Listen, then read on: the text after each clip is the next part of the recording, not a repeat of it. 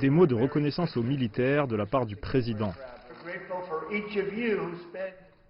Nous sommes reconnaissants envers chacun d'entre vous qui passez ce Noël loin de vos familles et qui défendez nos familles, nos libertés et notre drapeau.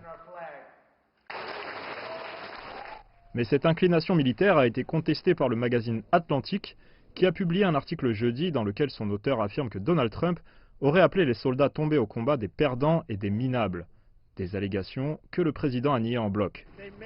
Ils inventent et il s'agit certainement du fait de quelques personnes qui ont échoué dans l'administration et dont je me suis débarrassé. Mais je n'ai pas pu m'en débarrasser assez rapidement, ou alors il s'agit d'une invention pure et simple. Dans l'article, on apprend que Donald Trump aurait fait ces remarques lors de sa visite en France en 2018 pour les commémorations de la fin de la Première Guerre mondiale. Jennifer Griffin, journaliste à Fox News, a cité 2 officiels de la Maison-Blanche comme source, poussant le président à demander son licenciement. Joe Biden, lui, a immédiatement fustigé son rival.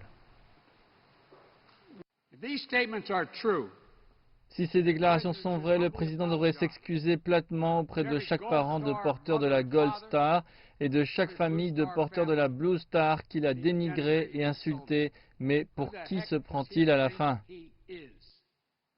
L'article est sorti alors que la popularité de Trump est en baisse au sein des forces armées. Un sondage réalisé en août par le journal Military Times a montré que plus de 41% des participants auraient voté Joe Biden au moment de l'enquête, soit près de 4 points d'avance sur Trump. Les militaires et les anciens combattants sont généralement une réserve de voix sûre pour les républicains, mais à moins de 2 mois des élections, ces allégations contre Donald Trump peuvent changer la donne.